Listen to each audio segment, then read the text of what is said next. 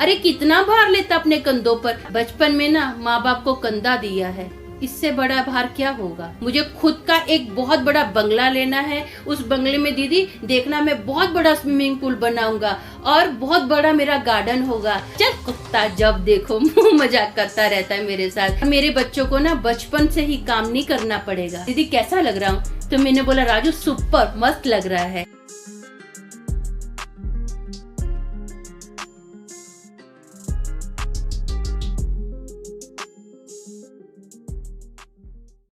कहीं खुशी है तो कहीं गम, कहीं दिवाली है तो कहीं दिवाला। किसी के पास सब कुछ है और किसी के पास कुछ भी नहीं। क्या इसी को जिंदगी कहते हैं? मुझे नहीं लगता। पैदा होना, कमाओ, खाओ और फिर मर जाओ। जिंदगी चीजों में नहीं, हम में है। और हम कहाँ हैं, ये हमें खुद जांचना होगा। हेलो दोस्तों, मेरा नाम अमन है। मैं आप सभी का मेरे YouTube चैनल 50-50 ब्लॉग में स्वागत करती हूँ। उम्मीद करती हूँ कि आप सभी अच्छे और स्वस्थ होंगे। आप मेरे चैनल को सब्सक्राइब कीजिए, लाइक कीजिए, शेयर कीजिए, कमेंट कीजिए और हाँ, बेल आइकन को दबाना मत भूलना ताकि आपको आने वाले वीडियो के नोटिफिकेशंस मिलते रहे। दोस्तों, मैं जब पंजाब में रहती थी ना, तो हमारा एक बहुत बड़ा ग्रुप था दोस्तों का। हमने उस ग्रुप का नाम रखा था कैंट किड्स। इस नाम को तो आपने सुना ही होगा मेरे बहुत सारे वीडियोस में कि हम कैंट किड्स थे। अगर आपको कैंट किड्स के बारे में जानना है ना, तो इधर जो कार्ड आ रहा है इस पर क्लिक करना, आपको पता चल जाएगा कि कैंट किड्स क्या है। दोस्तों, हमारे ग्रुप में मैंने बताया बहुत सारे बच्चे थे। हम सब मिलके खेलते थे।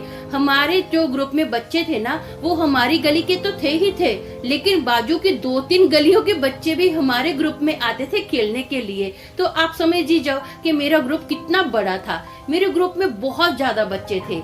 हमारे ग्रुप में ना एक राजू नाम का लड़का था। जो राजू था वो मेरे से कम होगा उम्र में 2 साल छोटा, तो वो मुझे दीदी दीदी बोलता था। राजू की फैमिली में राजू के डैडी और मम्मी थे।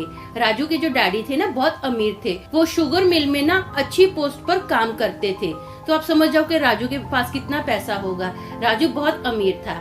राजू की जो दोस्ती थी ना, वो पायल नाम की लड़की से थी। पायल जो थी ना, राजू की बेस्ट फ्रेंड थी। दोनों की बहुत गहरी अच्छी दोस्ती थी। दोनों एक ही स्कूल में पढ़ते थे, एक ही क्लास में पढ़ते थे, एक दूसरे से टिफिन भी शेयर करते थे।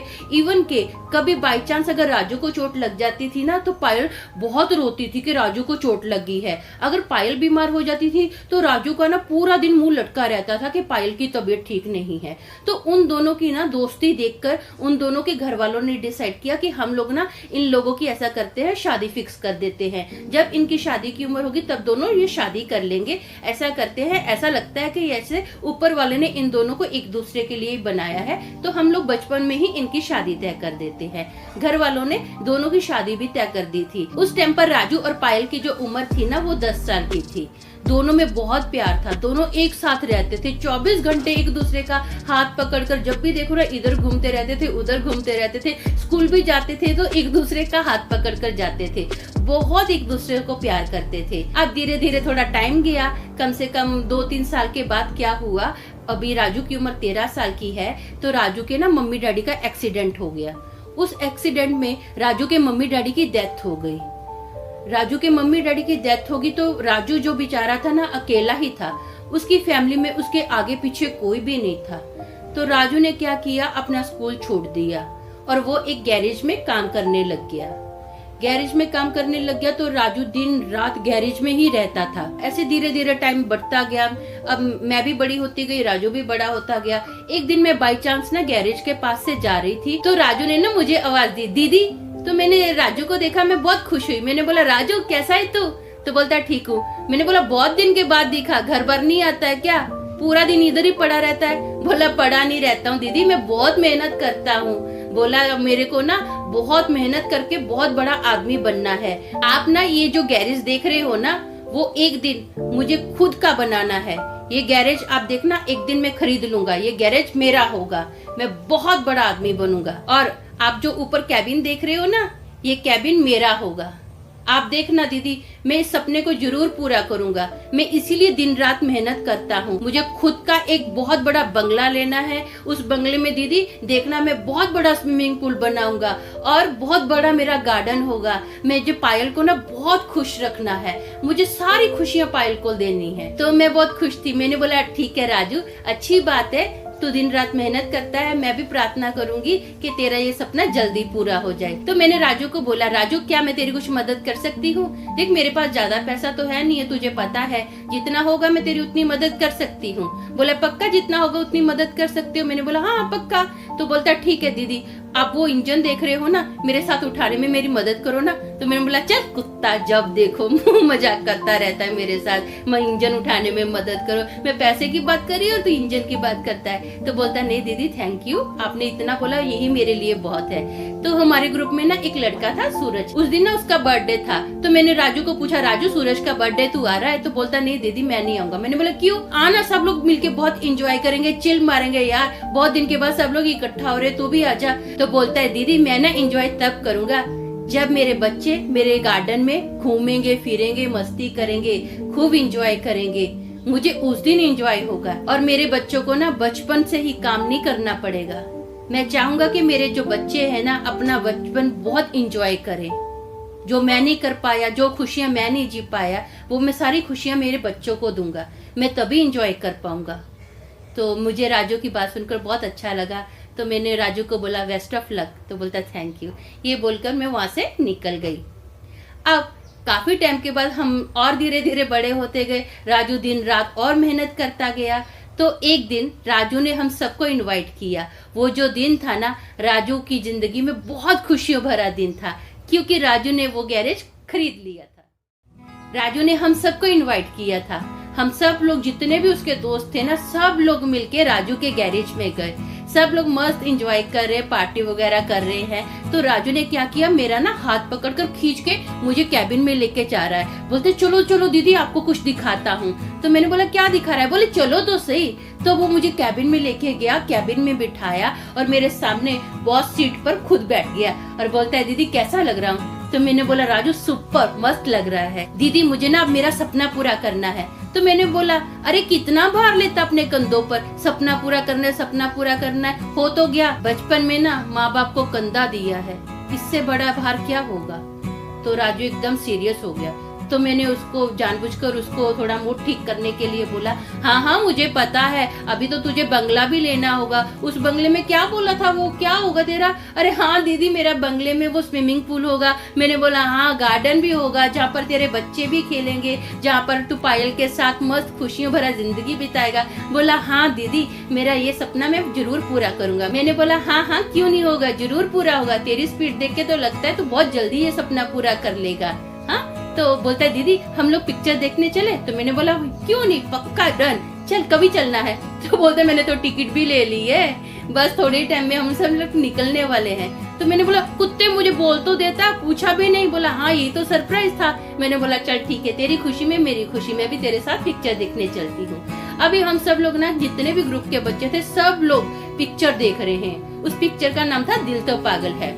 राजू कंटिन्यू ना पायल का हाथ पकड़कर बस पायल को ही देख रहा है, वो पिक्चर देख ही नहीं रहा था। तो सब लोगों ने क्या किया, राजू और पायल का मजाक उड़ाना स्टार्ट कर दिया। मतलब मस्ती में, दोस्तों में भी पता है आपको कैसे मस्ती में सब लोग बोलते रहते हैं। तो एक बोलता है यार दिल तो पागल है, दूसरा बोलता है नहीं नहीं नहीं दिल दीवाना है, और कोई बोलता है नहीं राजू पागल और दीवाना दोनों ही है। तो सब लोग हंस रहे, बोले हाँ सही है, बोले राजू पायल के लिए पागल और दीवाना है। फिर एक बोलता है कभी हंसाता है यही, तो फिर पायल उठ के बोलती रुलाता भी यही है, दू क्या है खींच के। तो सब लोग हंस रहे हैं। सब लोगों ने पिक्चर में बहुत एंजॉय किया, पिक्चर भी देखी और मस्ती मजाक भी खूब किया। सब लोग खुशी खुशी अपने घर पर आ गए थे। कुछ ही दिन के बाद ना पायल अपनी शादी का कार्ड लेकर मेरे घर पर आई। मैं शादी का कार्ड देखकर बहुत खुश होगी। मैंने पायल को ना विश किया, कंग्रेचुलेशन बोला। मैंने बोला शुक्र है फाइनली आप दोनों अभी एक होने वाले हो। जैसे ही मैंने वो कार्ड खोला ना तो मैं चौंक गई। मैंने बोला पायल ये किसका नाम है? तो बोलती है मेरे पति का नाम है। और किसका नाम है? मैंने बोला इसमें राजू का नाम तो कहीं दिख नहीं रहा है। तो हंस के बोल रही है मेरी शादी राजू से नहीं हो रही है। तो मैंने बोला किससे हो रही है? बोली बहुत अमीर बंदे से हो रही है, वो यहाँ पर नहीं रहता, आउट ऑफ इंडिया रहता है, NRI है वो, बहुत बड़ा है। तो मैंने बोला पायल ये तो मैं एक मैकेनिक से शादी करूंगी, मैं पूरी जिंदगी क्या उसी के लिए बर्बाद करूंगी?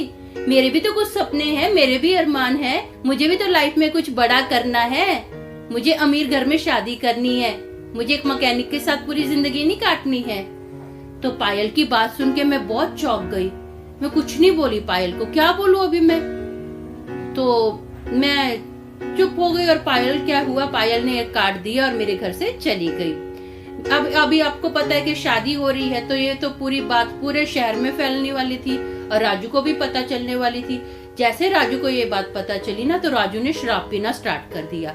पायल की शादी हो गई, पायल तो अभी फॉरेन में शिफ्ट हो गई और राजू ने क्या किया, अब दिन रात शराब पीने लग गया। वो गैरेज में ही रहता था और दिन रात पीता रहता था, बहुत उसकी हालत खराब हो गई थी। एक दिन मुझे पता चला कि राजू बहुत बीमार है पीने की वजह से। तो उसके ये भी मुझे पता चला कि उसके ना जो किडनी में ना असर हो गया है, बहुत बुरे से उसकी किडनी खराब हो गई है और उसको जॉन्डिस हो गया है। राजू फिर भी दिन रात शराब में धुत रहता है। तो मैंने क्या किया, मैंने सोचा मेरा कॉलेज अभी उसी रास्ते में है जहाँ पर राजू का गैरेज है, तो मैं क्या करती हूँ, जाते जाते कॉलेज राजू को मिलकर जाऊंगी। मैं जब गई ना राजू के पास, तो सुबह सुबह ही राजू दारू में ना धुत था, उसको कोई होश नहीं था, बस ऐसा ऐसा, उससे बात भी नहीं हो रही थी। जब मैं मिली ना, दीदी दीदी नमस्ते दीदी, मतलब बोला भी नहीं जा रहा राजू के मुंह से, और वो मेरे को नमस्ते बोल रहा है। लेकिन राजू की एक बात थी, भले वो जितने भी दारू में नशे में धुत था, वो मेरे को फिर भी रिस्पेक्ट से बात कर रहा था। दीदी नमस्ते करके वो मुझे बोल रहा था। तो मैंने राजू को बोला, राजू ये क्या कर लिया तूने, हाँ क्या हो गया तुझे? तो बोलता है दीदी सब खत्म हो गया दीदी, बचपन में माँ बाप ने छोड़ दिया, जवानी में जो एक सहारा था, जिसके सहारे में जिंदगी जीने का सपने देख रहा था, आगे के सपने देख रहा था, उसने बीच में ही मेरे को धोखा दे दिया। तो मैं क्या करता दीदी? तो मैंने बोला राजू ऐसा मत कर, तेरी जान का सवाल है, छोड़ दे ये सब कुछ। तो राजू बहुत रोने लग गया, बोलता दीदी नहीं, मैं उसको नहीं भुला पाऊंगा दीदी, आप जानते हो कि मैं उसको बचपन से ही कितना प्यार करता था दीदी, मैं उसके बिना नहीं जी पाऊंगा, मैं उसको नहीं कभी भी भुला पाऊंगा।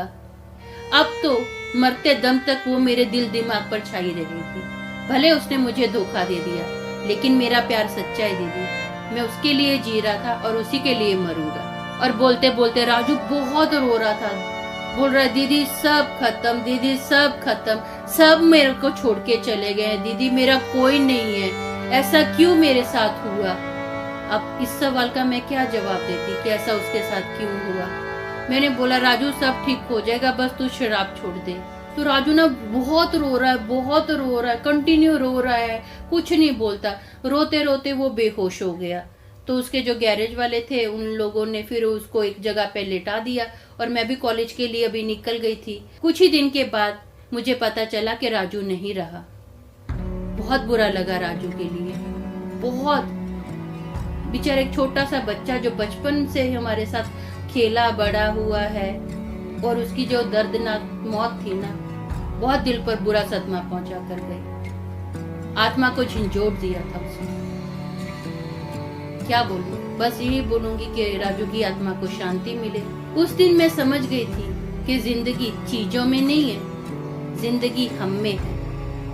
ये हम पर डिपेंड करता है कि हम कैसे जीते हैं।